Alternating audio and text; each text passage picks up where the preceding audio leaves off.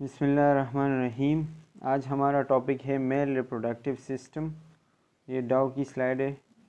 अच्छा, इसके objectives, define reproduction, reproductive system, इसमें ये सारी चीज़ें हम पढ़ेंगे। सबसे पहले रिप्रोडक्शन के बारे में पढ़ते हैं कि रिप्रोडक्शन है क्या। Reproduction is the process by which organism produce offspring by making germ cells. अच्छा, रिप्रोडक्शन क्या है? जिसके ज़रिए ऑर्गेनिज्म जो होते हैं, जो लिविंग थिंग्स है, वो अपने ऑफस्प्रिंग पैदा करते हैं। ऑफस्प्रिंग होते हैं मतलब ऑफस्प्रिंग हम कहते हैं बच्चे को, मतलब अपना नस्ल आगे बढ़ाते हैं। किस चीज़ से? जर्म सेल से। मतलब उनके अंदर जर्म सेल पैदा होते हैं जिसको गेमीट्स कहते हैं, ठीक है। और उन सेल्स की वजह से वो अपने ऑफस्प्रिंग यानी बच्चे पैदा करते हैं। मेल के जो जर्म सेल्स है या गेमीट्स है वो है स्पर्म सेल्स, उनको स्पर्म कहते हैं। और जो फीमेल के हैं उनको ओसाइट कहते हैं। अब मेल के स्पर्म सेल्स और फीमेल के सेकेंडरी ओसाइट, ये इम्पॉर्टेंट पॉइंट है याद रखने वाला। मेल का स्पर्म सेल और फीमेल का सेकेंडरी ओसाइट, प्राइमरी ओसाइट नहीं, सेकेंडरी ओसाइट, ये आपने याद रखना है। ये मिल जाते हैं और जो इनके रिज़ल्ट में चीज़ निकलती है या जिससे वो मतलब मिल जाते हैं, तो उसके बाद फर्टिलाइजेशन हो जाती है, जिसको हम मतलब आगे फिर रिप्रोडक्शन में प्रोसीड हो जाता है। तो जब मेल का स्पर्म सेल और फीमेल का सेकेंडरी ओसाइट मिलके फर्टिलाइजेशन करते हैं, इस प्रोसेस को हम कहते हैं रिप्रोडक्शन। अच्छा, ये जो है हर फीमेल और मेल रिप्रोडक्टिव ऑर्गन जो है, इनका अलग अलग फंक्शन होता है। The gonad testis in male and female produce gametes and secrete sex hormones. Female में जो है वो ओवरी से रिलीज़ होते हैं जो सेक्स हार्मोन्स होते हैं या गेमीट्स होते हैं, और मेल में टेस्टिस से। और इन दोनों को हम कलेक्टिवली गोनेड्स कहते हैं, यानी मेल और फीमेल में दोनों में जो सेक्स हार्मोन्स है वो गोनेड से रिलीज़ होते हैं। अच्छा, the male and female reproductive organs work together to produce offspring, ये तो पहले बता दिया। In addition the female reproductive organs contribute to sustain the growth of embryos and fetuses. अब इसमें ये बात है कि फीमेल के जो रिप्रोडक्टिव ऑर्गन्स होते हैं उसमें एम्ब्रियो कहते हैं जो फर्टिलाइजेशन के बाद जो ऑफस्प्रिंग पैदा होना शुरू हो जाता है यानी बन जाता है, उसको हम कहते हैं एम्ब्रियो। और फीटस भी उस चीज़ को कहते हैं। तो फीमेल के अंदर उस फीटस की या एम्ब्रियो की ग्रोथ भी होती है, और मतलब जो भी उनको खुराक वगैरह मिलता है वो फीमेल से मिलता है। अच्छा, इसके बाद ये जो डायग्राम है ये बहुत ज़्यादा इम्पॉर्टेंट है। इसमें हर एक चीज़ का जो है नाम दिया हुआ है, आपने बिल्कुल बहुत ज़्यादा गौर से ये चीज़ देखनी है और एक एक नाम को याद करके रखना है। इसके अलावा ये भी याद रखना है और देखना है कि कौन सी चीज़ किस चीज़ के ऊपर है, किस चीज़ के नीचे है, इसके जो डायरेक्शंस है पोस्टीरियर इंटीरियर, ये सारी चीज़ें इसमें याद रखनी है। अच्छा, function of male reproductive system. The testis produce sperm and male sex hormone. Testis जो स्पर्म प्रोड्यूस करते हैं या मेल सेक्स हार्मोन प्रोड्यूस करते हैं, उनको हम कहते हैं टेस्टोस्टेरॉन। तो अगर पेपर में आ जाता है कि मेल का सेक्स हार्मोन कौन सा है, तो वो है टेस्टोस्टेरॉन।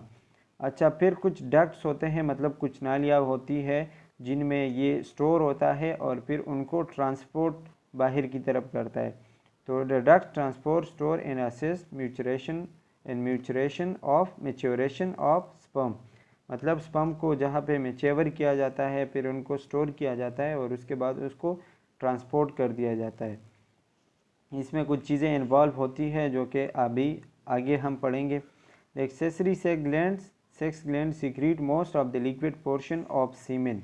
अच्छा, जो एक्सेसरी सेक्स ग्लैंड्स होते हैं जो हम अभी आगे पढ़ेंगे, उसका काम क्या होता है कि वो लिक्विड पोर्शन ऑफ सीमेन जो है एक लिक्विड है जो कि पीनस के एसिडिटी को ख़त्म करने के लिए इस्तेमाल होता है, वो रिलीज़ करते हैं। The पीनस contains the urethra, a passageway for ejaculation of semen and excretion of urine।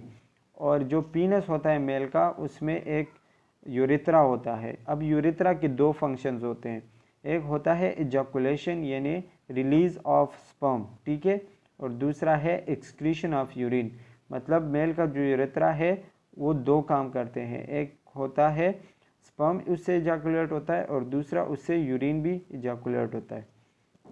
अच्छा, the organs of male reproductive system. अब मेल रिप्रोडक्टिव सिस्टम में कौन कौन से अर्गन आते हैं? टेस्टिस आते हैं, डक्ट्स आते हैं, डक्ट्स के अंदर एपिडिडाइमस और डक्टस डिफरेंस, इजाकुलेटरी डक्ट्स और यूरेथ्रा। ये जो डक्ट्स हैं ये मेल रिप्रोडक्टिव सिस्टम के डक्ट्स है, ठीक है, ये आपने याद रखने। इसके अलावा जो एक्सेसरी ग्लैंड्स है, एक्सेसरी सेक्स ग्लैंड्स, उसमें सेमिनल वेसिकल्स आते हैं, प्रोस्टेट आते हैं, बल्बो यूरेथ्रल ग्लैंड्स आते हैं और इसके अलावा और भी कुछ सपोर्टिंग स्ट्रक्चर्स हैं जो कि इस चीज़ को कंटिन्यू करने में हेल्प करते हैं। उसके अंदर स्क्रूटम और पीनस भी आता है। स्क्रूटम जो है जिसके अंदर मेल के टेस्टिस पड़ी हुई होती है उस तेली को हम कहते हैं स्क्रूटम, ठीक है। तो ये स्क्रूटम और पीनस जो है ये भी एक्सेसरी सेक्स ग्लैंड्स में आते हैं। अच्छा, अब जो organs of male reproductive system, जो मेन अर्गन है रिप्रोडक्टिव सिस्टम का मेल का वो है testis.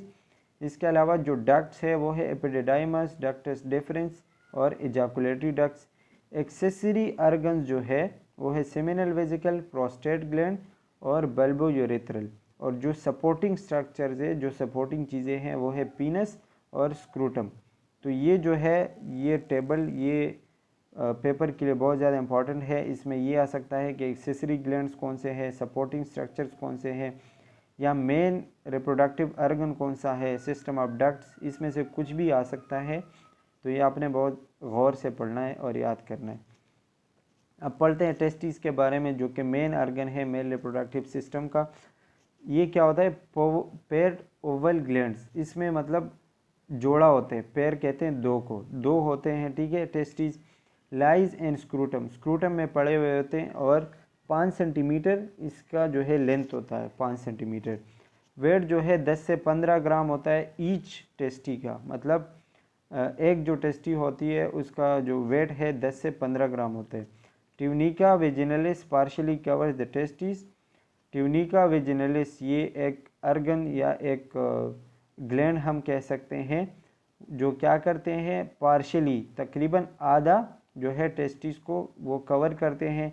Internal to tunica vaginalis as tunica albuginea, और अंदर की तरफ जो इससे कवर होते हैं, मतलब ट्यूनिका वेजिनला अंदर की तरफ जाता है तो वो ट्यूनिका एल्बुजिनिया में कन्वर्ट हो जाता है। Tunica albuginea is compose of dense irregular connective tissue.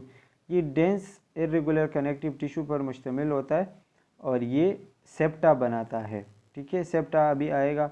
Septa divides the testis and lobules.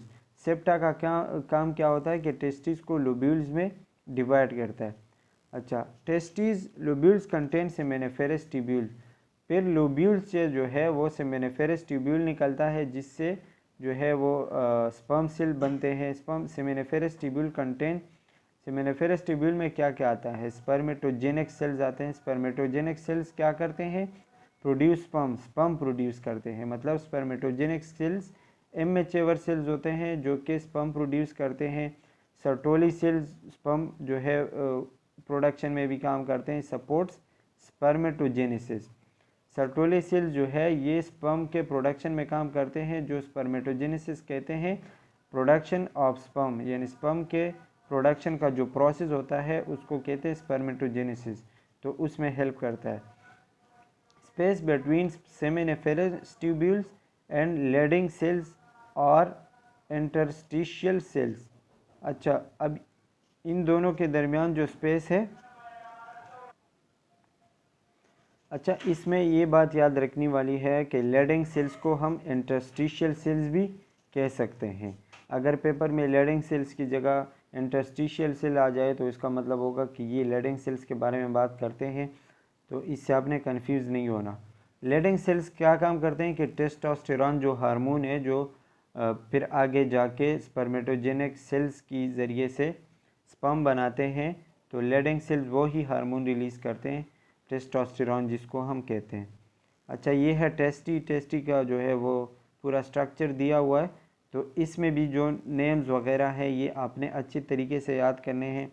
जो सबसे पहला यहाँ पे स्पर्मेटिक कॉर्ड है डक्टस डिफरेंस, इसके बाद हेड है, और एफरेंट डक्टाइल और बॉडी, ये सारी चीज़ें यहाँ पे दी हुई है। तो आपने इसको अच्छी तरीके से पढ़ के याद करना है, क्योंकि इससे भी MCQs आ सकते हैं। अच्छा जी, इसके बाद है स्क्रूटम। स्क्रूटम क्या है? ये सपोर्टिंग स्ट्रक्चर है, जैसा कि हमने पहले बताया, और ये लूज स्किन से बना हुआ होता है, मतलब जो स्किन होता है वो बहुत लूज होती है। Superficial fascia, septum is made of superficial fascia. Septum जो है इसके अंदर मतलब जो चीज़ों को डिवाइड करता है, जो हमने पहले पढ़ा कि वो वॉल्वा में जाके फिर कन्वर्ट होता है। And muscle tissue called dartos muscle. अच्छा, अब इसके जो सेप्टम है, जो वो मसल टिश्यू और सुपरफिशियल फेशा जो है उसको हम कहते हैं डर्टस मसल, जो यहाँ पे दिया हुआ है। Cremaster muscle, small band of skeletal muscle. Cremaster muscle जो है इसके अंदर होते हैं, जो कि स्केलेटल मसल के जो है वो एक छोटा सा गुच्छा बना हुआ होता है, ये टेस्टिस के अंदर होता है, उसको हम कहते हैं cremaster muscle. Sperm production require temperature about 2 to 3 centimetre below centigrade below core body temperature. मतलब स्पर्म प्रोडक्शन के लिए जो टेम्परेचर चाहिए होता है वो हमारे बॉडी के अंदर जो टेम्परेचर होता है उससे 2 या 3 सेंटीग्रेड जो है वो कम चाहिए होता है। मतलब अगर हमारी बॉडी का 37 है तो स्पर्म प्रोडक्शन के लिए 35 या 34 चाहिए होगा।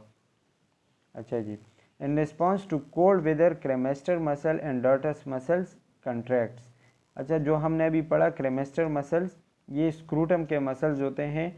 जब वेदर कोल्ड हो जाता है, मतलब सर्दी हो जाती है, तो ये मसल जो होते हैं ये कंट्रैक्ट हो जाते हैं, और इससे क्या होता है कि टेस्टिस बॉडी के क्लोज़र आ जाते हैं, मतलब बॉडी के करीब आ जाते हैं। Exposure to warmth muscles relax, और जब ये सर्दी ख़त्म हो जाती है, या जो है मतलब वार्म क्या कहते हैं वार्म वेदर हो जाता है, तो फिर उसमें ये मसल्स रिलैक्स हो जाते हैं और बॉडी से दूर चले जाते हैं। अच्छा जी, इसके बाद है स्पर्म, जो टेस्टिस प्रोड्यूस करते हैं। ये मेल जर्म सेल्स है, जो हमने पहले बताया। Each day 300 million sperms complete the process of spermatogenesis. मतलब एक दिन में 300 मिलियन स्पर्म सेल जो है ये पैदा हो जाते हैं एक मेल में। Normal range of sperm is 100 to 200। मतलब नॉर्मल जो होता है 100 से 200 मिलियन पैदा हो जाते हैं, 300 मिलियन तक भी चले जाते हैं। It is about 60 micrometre long. Sperm का साइज़ कितना होता है? 60 माइक्रोमीटर। ये भी इम्पोर्टेंट पॉइंट है। ये जो स्लाइड है ये बहुत ज़्यादा इंपॉर्टेंट है, इसमें MCQs बहुत ज़्यादा है। Once ejaculated most sperm do not survive more than 48 hour. अच्छा, जब ये इजाकुलेट हो जाते हैं मतलब फीमेल के अंदर, ठीक है, तो एक स्पर्म सेल जो है, मतलब बहुत ज़्यादा जो स्पर्म सेल्स होते हैं वो 48 आवर से ज़्यादा फीमेल रिप्रोडक्टिव सिस्टम के अंदर नहीं रह पाते। 48 आवर के बाद वो बिल्कुल ख़त्म हो जाते हैं, ठीक है। Major parts are head and tail. Sperm के जो मेजर पार्ट होते हैं एक स्पर्म सेल का, वो हेड होता है और टेल होता है, और इसके अंदर जो है एक्रोसोम जो उसके हेड में होता है, उसके अंदर होते हैं एंजाइम्स। जो एंजाइम्स होते हैं उनका नाम है प्रोटीएज और हाइलोरोनिडेज, पता नहीं ये क्या लिखा हो। तो स्पर्म के कुछ पार्ट से, जिसमें एक हेड और टेल आता है और एक्रोसोम आता है। एक्रोसोम जो है उसके अंदर एंजाइम होते हैं, ये 2 किस्म के, प्रोटीएज और हाइलोरोनिडेज दे, पता नहीं क्या है। अच्छा, ये स्पर्म का जो है स्ट्रक्चर है, इसमें हेड और एक्रोसोम, ये जो है एक्रोसोम है यहाँ पे, तो मतलब जो एंजाइम होते हैं वो उसके अंदर होते हैं। इसके बाद हेड और न्यूक्लियस, सेंट्रीओल्स, माइटोकॉन्ड्रिया। अच्छा, इसमें ये भी आ सकता है कि स्पर्म सेल के अंदर माइटोकॉन्ड्रिया कहाँ पे होता है, तो आपने ये याद रखना है कि मिडल में होता है, ठीक है। फ्लैजिलम क्या होता है, टेल शीट क्या होता है, ये सारी चीज़ें इसमें दी हुई है, तो आपने याद रखना है। अच्छा जी, इसके बाद एपिडिडाइमस। एपिडिडाइमस क्या होता है? जिसके ज़रिए स्पर्म बाहर की तरफ इजाकुलेट होता है, मतलब जिसके ज़रिए ट्रेवल करता है। It is a comma shaped, comma तो हम सब जानते हैं। अच्छा जी, कॉमा शेप होता है एपिडिडाइमस, 4 सेंटीमीटर लॉन्ग होता है, lies at posterior border of each tasty. अच्छा, ये टेस्टिस के पीछे से आता है, ठीक है एपिडिडाइमस। तो ये भी आ सकता है कि एपिडिडाइमस का पोजीशन क्या है। तो आपने याद रखना है कि एपिडिडाइमस टेस्टिस के पोस्टीरियरली आता है, ठीक है। और ये स्पर्म यहाँ पे मैच्योर होता है, साइट ऑफ स्पर्म मैच्योरेशन। अगर आपको आ जाए पेपर में कि साइट ऑफ स्पर्म मैच्योरेशन क्या है या कहाँ पे स्पर्म मैच्योर होता है, तो वो है एपिडिडाइमस। राइट आंसर होगा epididymis. It helps propel sperm to ductus deferens. अच्छा, इसके ज़रिए फिर डक्टस डिफरेंस में स्पर्म चला जाता है और इसमें स्पर्म स्टोर भी होता है। Any store sperm is not ejaculated that time और इवेंचुअली रीएब्जॉर्ब। और जो स्पर्म बाहर की तरफ इजैकुलेट नहीं होता वो दोबारा ये रीएब्जॉर्ब कर लेता है। अच्छा, इसके बाद है डक्टस डिफरेंस। तो डक्टस डिफरेंस को हम वाज डिफरेंस भी कहते हैं। It is also known as vas deferens. जो चीज़ें मैं बता रहा हूँ ये बहुत ज़्यादा इंपॉर्टेंट है, जिस चीज़ को मैं मतलब दोबारा रिपीट कर रहा हूँ ये आपने नोट करने। वाज डिफरेंस कहते हैं डक्टस डिफरेंस को। 45 सेंटीमीटर लॉन्ग होता है, इसकी मतलब लेंथ होती है। Mucosa of ductus deferens consist of सीरो स्ट्रेटिफाइड कॉलमनार एपिथेलियम। म्यूकोजा मेरे ख्याल से इसका मिडल लेयर है या आउटर लेयर है, ठीक है। ये इस टिश्यू पर मुश्तमिल होता है, सीरो स्ट्रेटिफाइड कॉलमनार एपिथेलियम। लेमेना प्रोपिया इसमें आता है।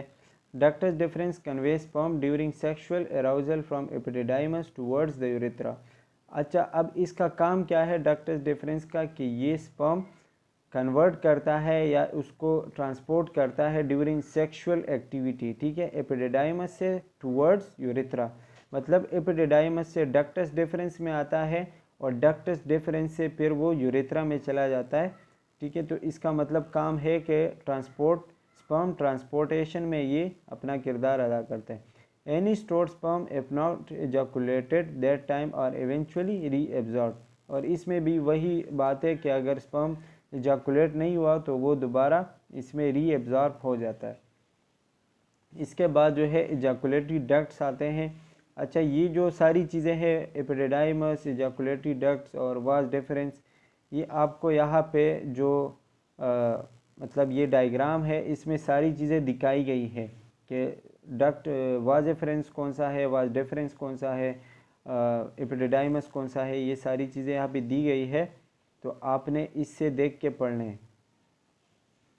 अच्छा जी, इजैकुलेटरी डक्ट्स पे आते हैं। ये 2 सेंटीमीटर जो है इसका साइज़ होता है। It is form by the union of duct from seminal vesicle and ampullar duct deferens to the इंस टू द यूरेथ्रा।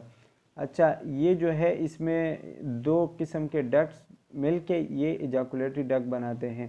एक तो यूरेथ्रा का जो होता है और ये सेमिनल वेसिकल से आता है। तो दोनों मिलके इजैकुलेटरी डक्ट्स बनाते हैं जो कि आगे यूरेथ्रा में जाके कन्वर्ट होता है। यूरेथ्रा भी इसमें आता है। It is the terminal duct of reproductive system and urinary system. मतलब यूरिनरी सिस्टम और रिप्रोडक्टिव सिस्टम का ये टर्मिनल आखिरी डक्ट है। मतलब इससे जो है सब कुछ, यूरिन भी पास होगा और स्पर्म भी पास होगा। मतलब यूरेथ्रा है जिससे दोनों चीज़ें बाहर की तरफ निकलती है और ये आखिरी है। एट सर पैसेज वे, इसका काम क्या है कि ये एक रास्ता है, पैसेज वे है, ठीक है। किस चीज़ के लिए, स्पर्म के लिए या सेमेन के लिए और यूरिन के लिए। इसके बाद जो एक्सेसरी सेक्स ग्लैंड्स होते हैं वो कौन कौन से, the ducts of the male reproductive system store and transport sperm cells. अब ये क्या डक्ट्स जो है ये क्या काम करते हैं, जो एक्सेसरी डक्ट्स नहीं है उनकी बात कर रहा हूँ मैं, वो स्पर्म सेल्स को स्टोर करते हैं और ट्रांसपोर्ट करते हैं आगे की तरफ। But the accessory sex gland secrete most of the liquid portion of semen. लेकिन एक्सेसरी सेक्स ग्लैंड का काम क्या होता है कि ये जो सीमेन लिक्विड पोर्शन होता है, मतलब सीमेन प्रोड्यूस होता है एक्सेसरी सेक्स ग्लैंड से। अब सीमेन का काम क्या होता है कि मतलब ये स्पर्म के लिए जो यूरेथ्रा है उनको अल्कलाइन नेचर में लेके आता है। मतलब अगर हमने उससे यूरिन पास की है तो वहाँ पे एसिडिक नेचर होता है। तो जब फिर उससे स्पर्म पास होता है तो उस एसिडिक नेचर को ख़त्म करने के लिए स्पर्म इजैकुलेशन से पहले सीमेन रिलीज होता है जो कि उस एसिडिटी को ख़त्म करने में हेल्प करता है। ये एक्सेसरी सेक्स ग्लैंड इंक्लूड, अब सेक्स एक्सेसरी सेक्स ग्लैंड जो है इसमें क्या क्या आते हैं, सेमिनल वेसिकल आते हैं, प्रोस्टेट ग्लैंड आता है और बल्बो यूरेथ्रल ग्लैंड आते हैं। और इनका काम क्या है कि ये सेमेन का जो लिक्विड पोर्शन है वो प्रोड्यूस करते हैं। अच्छा, सेमिनल वेसिकल यहाँ पे दिया हुआ है। सेमिनल वेसिकल्स ये जो है पाउच लाइक स्ट्रक्चर है, इसका जो लेंथ है वो 5 सेंटीमीटर है। Secrete alkaline fluid contain fructose, prostaglandin, clotting protein. ये चीज़ें रिलीज़ करता है जिसमें फ्रक्टोज, प्रोस्टाग्लैंडीन्स और क्लॉटिंग प्रोटीन्स आते हैं। Alkaline nature help to neutralise the acidic environment. अभी जैसे कि मैंने बताया इसका काम होता है कि ये एसिडिक एनवायरनमेंट जो यूरेथ्रा का होता है उसको अल्कलाइन करे, मतलब एसिडिटी उससे ख़त्म करे। प्रोस्टेट ग्लैंड क्या होता है, ये सिंगल ग्लैंड है और ये क्या करते हैं, milky slightly acidic fluid release करता है जो इसका पीएच होता है 6.5। इसके अंदर क्या होता है, citric acid, pepsinogen, lysozyme, amylase, seminoplasmin as prostatic fluid. जो इससे फ्लूइड रिलीज़ होता है उसको हम कहते हैं सिमिनोप्लाज्मिन। एंटीबायोटिक और डिस्ट्राइव बैक्टीरिया जो होता है उसको ये ख़त्म कर देता है, तो ये इसका काम आपने याद रखना है। बल्बो यूरेथ्रल ग्लैंड, इसको कॉपर्स ग्लैंड भी कह सकते हैं। पेयर्ड यूरेथ्रल ग्लैंड, ये 2 होते हैं, मतलब इसका पेयर होता है और ये साइज़ आपकी एक मटर दाने की तरह होता है, मटर दाने की तरह इनका साइज़ होता है। Located inferior to prostate gland, secrete mucus. Inferiorly जो है ये प्रोस्टेट ग्लैंड से मौजूद होता है। इन्फीरियरली मतलब प्रोस्टेट ग्लैंड के ऊपर पाए जाते हैं और ये क्या करते हैं, एक म्यूकस टाइप लिक्विड रिलीज़ करते हैं। अच्छा, यहाँ पे ये सारी चीज़ें दी हुई है फिर से कि ब्लैडर कहाँ है, वाज डिफरेंस, प्यूबिक बोन, ये सारी बस। अच्छा, ये जो इन्फीरियर है, सॉरी ये नीचे की तरफ आता है, मैंने ऊपर पढ़ा, तो इन्फीरियर का मतलब होता है मतलब ये प्रोस्टेट ग्लैंड जो है ये प्रोस्टेट ग्लैंड से नीचे पाया जाता है, बल्बो यूरेथ्रल। अच्छा, ये यहाँ पे डायग्राम में सब कुछ दिया हुआ है। फिर इसके बाद है semen. Semen is a mixture of sperm, seminal fluid, prostatic fluid, bulbourethral glands, secretion. मतलब sperm, seminal fluid, prostatic gland और जो बल्बो यूरेथ्रल ग्लैंड के सिक्रीशन होते हैं वो सब मिलके सीमेन बनाते हैं, ठीक है, मिक्सचर है उनका। 2.5 to 5 millilitre each ejaculation. Her ejaculation के दौरान ये 2.5 से लेकर 5 मिलीलीटर तक इजैकुलेट होते हैं, मतलब रिलीज़ होते हैं। और इसका जो पीएच है वो है 7.2 to 7.7। अब ये जो है ये एमसीक्यूज़ के हवाले से ये 2 चीज़ें अहम है कि कितना मिलीलीटर ये रिलीज़ होता है और इसका पीएच कितना है सीमेन का। इसके अलावा है पीनस।